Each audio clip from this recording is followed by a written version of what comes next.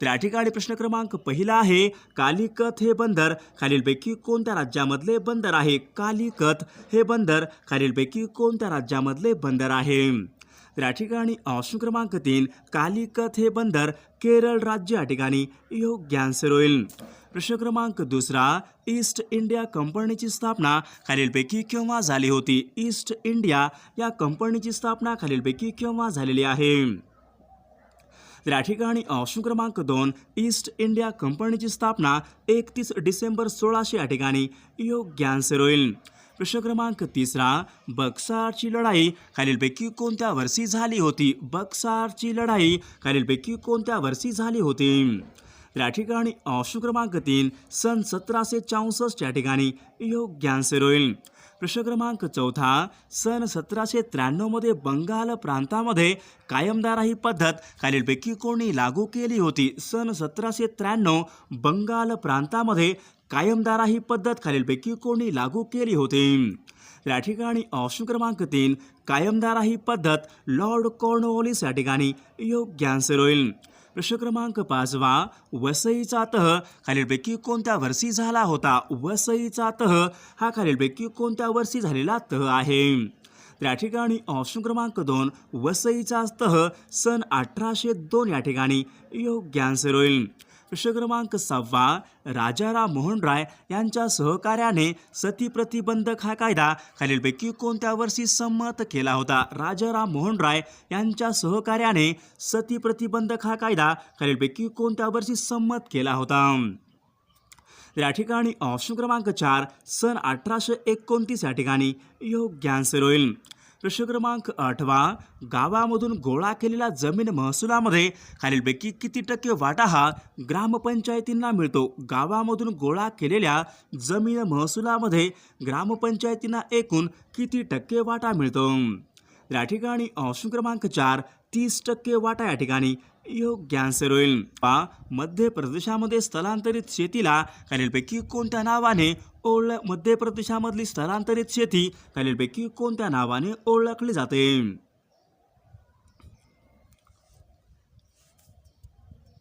तर या ठिकाणी ऑप्शन क्रमांक 3, बेवर या ठिकाणी योग्य आन्सर होईल. प्रश्न क्रमांक 11वा, छत्रपती शाहू महाराज यांचं जन्मगाव खालीलपैकी कोणतं आहे? छत्रपती शाहू महाराज यांचं जन्मगाव खालीलपैकी कोणतं आहे? तर या ठिकाणी ऑप्शन क्रमांक 3, कागल या ठिकाणी योग्य आन्सर होईल.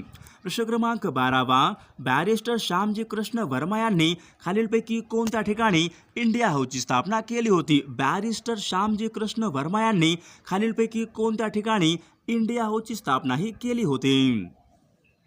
या ठिकाणी ऑप्शन क्रमांक 1, इंडिया हाऊसची स्थापना लंडन या ठिकाणी योग्य आन्सर होईल. प्रश्न क्रमांक 13वा, खालीलपैकी कोणता देश हा सार्क संघटनेचा सदस्य नाही? खालीलपैकी कोणता एक देश हा सार्क या संघटनेचा सदस्य नाही? या ठिकाणी ऑप्शन क्रमांक 2, म्यानमार देश या ठिकाणी योग्य आन्सर होईल. प्रश्न क्रमांक 14वा, सन 1930 मध्ये पहिली गोलमेज परिषद खालीलपैकी कोणी बोलावली होती? सन 1930 मध्ये पहिली गोलमेज परिषद खालीलपैकी कोणी बोलावली होती? तर या ठिकाणी ऑप्शन क्रमांक 2, रॅमसे मॅकडोनाल्ड या ठिकाणी योग्य आन्सर होईल.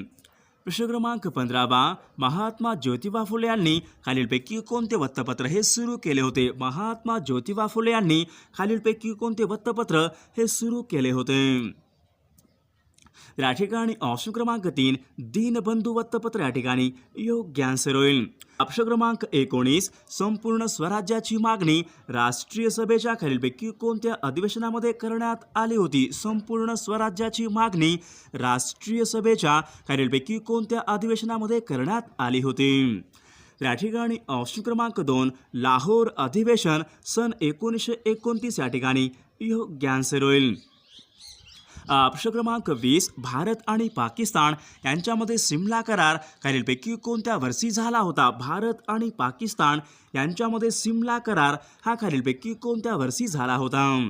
या ठिकाणी ऑप्शन क्रमांक 4, भारत आणि पाकिस्तान यांच्यामध्ये सिमला करार हा सन 1972 या ठिकाणी योग्य आन्सर होईल. प्रश्न क्रमांक 22. पोखरण येथे पहिली अणुचाचणी खालीलपैकी केव्हा घेण्यात आली होती? पोखरण या ठिकाणी भारताची पहिली अणुचाचणी खालीलपैकी कोणत्या दिवशी घेण्यात आली होती? या ठिकाणी ऑप्शन क्रमांक 2. 18 मे सन 1974 या ठिकाणी योग्य आन्सर होईल. प्रश्न क्रमांक 23. बहिष्कृत भारत हे पाक्षिक खालीलपैकी कोणी सुरू केले होते? बहिष्कृत भारत हे पाक्षिक खालीलपैकी कोणी सुरू केलेले पाक्षिक आहे? या ठिकाणी ऑप्शन क्रमांक 3. डॉक्टर बाबासाहेब आंबेडकर या ठिकाणी योग्य आन्सर होईल. प्रश्न क्रमांक 24. महात्मा ज्योतिबा फुले यांना महाराष्ट्राचे बुकर टी वॉशिंग्टन असे खालीलपैकी कोणी म्हटले होते? महात्मा ज्योतिबा फुले यांना महाराष्ट्राचे बुकर टी वॉशिंग्टन असे खालीलपैकी कोणी म्हटले होते? या ठिकाणी ऑप्शन क्रमांक 1. सयाजीराव गायकवाड या ठिकाणी योग्य आन्सर होईल. प्रश्न क्रमांक 25. सन 1934 मध्ये समाजवादी काँग्रेसची स्थापना खालीलपैकी कोणी केली होती? सन 1934 मध्ये समाजवादी काँग्रेसची स्थापना खालीलपैकी कोणी केली होती? या ठिकाणी ऑप्शन क्रमांक 2. जयप्रकाश नारायण या ठिकाणी योग्य आन्सर होईल. प्रश्न क्रमांक 28. कायद्यासमोर समानता हे भारतीय राज्यघटनेच्या खालीलपैकी कोणत्या कलमाच्या अंतर्गत दिलेले आहे? या ठिकाणी ऑप्शन क्रमांक 1. कायद्यासमोर समानता कलम 14 या ठिकाणी योग्य आन्सर होईल. प्रश्न क्रमांक 29. केंद्र शासनाचे घटनात्मक प्रमुख खालीलपैकी कोण असतात? केंद्र शासनाचे घटनात्मक प्रमुख खालीलपैकी कोण असतात? या ठिकाणी ऑप्शन क्रमांक 2. केंद्र शासनाचे घटनात्मक प्रमुख राष्ट्रपती या ठिकाणी योग्य आन्सर होईल. प्रश्न क्रमांक 30. घटनात्मक उपाययोजनेचा अधिकार खालीलपैकी कोणत्या कलमाच्या अंतर्गत देण्यात आलेला आहे? घटनात्मक उपाययोजनेचा अधिकार खालीलपैकी कोणत्या कलमाच्या अंतर्गत देण्यात आलेला आहे? या ठिकाणी ऑप्शन क्रमांक 3. कलम 32 या ठिकाणी योग्य आन्सर होईल. प्रश्न क्रमांक 31. कोल्हेरू हे गोड्या पाण्याचे सरोवर खालीलपैकी कोणत्या राज्यामध्ये आहे? कोल्हेरू हे गोड्या पाण्याचे सरोवर खालीलपैकी कोणत्या राज्यामध्ये आहे? या ठिकाणी ऑप्शन क्रमांक 2. आंध्र प्रदेश राज्य या ठिकाणी योग्य आन्सर होईल. प्रश्न क्रमांक 32. टिहरी हा जलविद्युत प्रकल्प खालीलपैकी कोणत्या राज्यामध्ये आहे? टिहरी हा जलविद्युत प्रकल्प खालीलपैकी कोणत्या राज्यामध्ये आहे? या ठिकाणी ऑप्शन क्रमांक 4. उत्तराखंड राज्य या ठिकाणी योग्य आन्सर होईल. प्रश्न क्रमांक 33. सातपुडा पर्वत रांगामध्ये सर्वात उंच शिखर खालीलपैकी कोणता आहे? सातपुडा या पर्वत रांगेमध्ये सर्वात उंच शिखर खालीलपैकी कोणता आहे? या ठिकाणी ऑप्शन क्रमांक 1. धूपगड शिखर या ठिकाणी योग्य आन्सर होईल. प्रश्न क्रमांक 34. कोलोरॅडो हा वाळवंटी प्रदेश खालीलपैकी कोणत्या खंडामध्ये आहे? कोलोरॅडो हा वाळवंटी प्रदेश खालीलपैकी कोणत्या खंडामध्ये आहे? या ठिकाणी ऑप्शन क्रमांक 1. उत्तर अमेरिका खंड या ठिकाणी योग्य आन्सर होईल. प्रश्न क्रमांक 37. पेशींची ऊर्जा निर्मिती केंद्र असे खालीलपैकी कोणाला म्हणतात? पेशींचे ऊर्जा निर्मिती केंद्र असे खालीलपैकी कोणाला म्हणतात? या ठिकाणी ऑप्शन क्रमांक 2. तंतुकणिका या ठिकाणी योग्य आन्सर होईल. प्रश्न क्रमांक 39. निमोनिया हा मानवी शरीराच्या खालीलपैकी कोणत्या भागाला होतो? निमोनिया हा आजार मानवी शरीरामधील खालीलपैकी कोणत्या अवयवाला होणारा विकार आहे? या ठिकाणी ऑप्शन क्रमांक 1. निमोनिया हा आजार फुफ्फुस अवयव या ठिकाणी योग्य आन्सर होईल. प्रश्न क्रमांक 40. वि.वा. शिरवाडकर यांच्या खालीलपैकी कोणत्या काव्यसंग्रहाला ज्ञानपीठ पुरस्कार हा मिळाला? वि.वा. शिरवाडकर यांच्या खालीलपैकी कोणत्या काव्यसंग्रहाला ज्ञानपीठ हा पुरस्कार प्राप्त झाला होता? या ठिकाणी ऑप्शन क्रमांक 2. विशाखा हा काव्यसंग्रह या ठिकाणी योग्य आन्सर होईल. प्रश्न क्रमांक 41. बालकवी असे प्रसिद्ध टोपण नाव खालीलपैकी कोणत्या कवीच आहे? बालकवी हे प्रसिद्ध टोपण नाव खालीलपैकी कोणत्या कवीच आहे? या ठिकाणी ऑप्शन क्रमांक 3. त्र्यंबक बापूजी ठोंबरे या ठिकाणी योग्य आन्सर होईल. प्रश्न क्रमांक 42. रंगभूमी दिन खालीलपैकी कोणत्या तारखेला असतो? रंगभूमी दिन खालीलपैकी कोणत्या तारखेला असतो? या ठिकाणी ऑप्शन क्रमांक 3. रंगभूमी दिन 5 नोव्हेंबर या ठिकाणी योग्य आन्सर होईल. प्रश्न क्रमांक 43. रेव्होल्यूशन 2020 हे पुस्तक खालीलपैकी कोणाचं पुस्तक आहे? रेव्होल्यूशन 2020 हे पुस्तक खालीलपैकी कोणाचं पुस्तक आहे? या ठिकाणी ऑप्शन क्रमांक 2. चेतन भगत या ठिकाणी योग्य आन्सर होईल. प्रश्न क्रमांक 44. पोंगल हा सण भारतामध्ये खालीलपैकी कोणत्या राज्यामध्ये साजरा करण्यात येतो? पोंगल हा सण भारतामध्ये खालीलपैकी कोणत्या राज्यामध्ये साजरा करण्यात येतो? तर या ठिकाणी ऑप्शन क्रमांक 4 तामिळनाडू राज्य या ठिकाणी योग्य आन्सर होईल. क्रमांक 46 भूदान चळवळीचे जनक खालीलपैकी कोणास म्हटले जाते? भूदान चळवळीचे जनक असे खालीलपैकी कोणास म्हटले जाते? या ठिकाणी ऑप्शन क्रमांक 2 विनोबा भावे या ठिकाणी योग्य आन्सर होईल. प्रश्न क्रमांक 48 भारतामधले पहिले नियोजित शहर खालीलपैकी कोणतं आहे? भारतामधले पहिले नियोजित शहर खालीलपैकी कोणतं आहे? तर या ठिकाणी ऑप्शन क्रमांक 2 चंदीगड शहर या ठिकाणी योग्य आन्सर होईल. प्रश्न क्रमांक 49 नर्मदा नदीवरील सरदार सरोवर खालीलपैकी कोणत्या राज्यामध्ये? नर्मदा नदीवरचा सरदार सरोवर हा प्रकल्प खालीलपैकी कोणत्या राज्यामध्ये आहे? तर या ठिकाणी ऑप्शन क्रमांक 2 गुजरात राज्य या ठिकाणी योग्य आन्सर होईल. प्रश्न क्रमांक 50 हुसेन सागर हा सरोवर खालीलपैकी कोणत्या राज्यामध्ये आहे? हुसेन सागर हा सरोवर खालीलपैकी कोणत्या राज्यामध्ये आहे? या ठिकाणी ऑप्शन क्रमांक 3 आंध्र प्रदेश राज्य या ठिकाणी योग्य आन्सर होईल. प्रश्न क्रमांक 51 रावत भट्टा हा अणुविद्युत प्रकल्प खालीलपैकी कोणत्या राज्यामध्ये? रावत भट्टा हा अणुविद्युत प्रकल्प खालीलपैकी कोणत्या राज्यामध्ये आहे? तर या ठिकाणी ऑप्शन क्रमांक 2 रावत भाटा हा अणुविद्युत प्रकल्प राजस्थान राज्य या ठिकाणी योग्य आन्सर होईल. प्रश्न क्रमांक 52 काटेपूर्णा व नळगंगा या नद्या खालीलपैकी कोणत्या नदीच्या उपनद्या आहेत? काटेपूर्णा व नळगंगा या नद्या खालीलपैकी कोणत्या नदीच्या उपनद्या आहेत? या ठिकाणी ऑप्शन क्रमांक 2 पूर्णा नदी या ठिकाणी योग्य आन्सर होईल. ऑप्शन क्रमांक 59 दिल्ली हे शहर खालीलपैकी कोणत्या नदीच्या काठावर आहे? दिल्ली हे शहर खालीलपैकी कोणत्या नदीच्या काठावर आहे? सर्वांनी या प्रश्नाचं उत्तर कॉमेंट करून सांगायचं आहे. तर या ठिकाणी प्रश्न पहिला आहे महाराष्ट्रामध्ये सर्वात कमी साक्षर असलेला जिल्हा खालीलपैकी कोणता आहे? महाराष्ट्रामध्ये सर्वात कमी साक्षर असलेला जिल्हा खालीलपैकी कोणता जिल्हा आहे? तर या ठिकाणी ऑप्शन क्रमांक 4 नंदुरबार जिल्हा या ठिकाणी योग्य आन्सर होईल. प्रश्न क्रमांक 3 मुंबई द्वैभाषिक या राज्याची स्थापना खालीलपैकी केव्हा झालेली? द्वैभाषिक मुंबई राज्य यांची स्थापना खालीलपैकी केव्हा झालेली आहे? तर या ठिकाणी ऑप्शन क्रमांक 4 1 नोव्हेंबर सन 1956 या ठिकाणी योग्य आन्सर होईल. प्रश्न क्रमांक 4 महाराष्ट्र राज्याचा राज्यपक्षी खालीलपैकी कोणता आहे? महाराष्ट्र राज्याचा राज्यपक्षी खालीलपैकी कोणता आहे? तर या ठिकाणी ऑप्शन क्रमांक 4 हरियाल या ठिकाणी योग्य आन्सर होईल. प्रश्न क्रमांक 5 मिठागरांचा जिल्हा असे खालीलपैकी कोणत्या जिल्ह्याला म्हटले? महाराष्ट्रामध्ये मिठागरांचा जिल्हा असे खालीलपैकी कोणत्या जिल्ह्याला म्हटले जाते?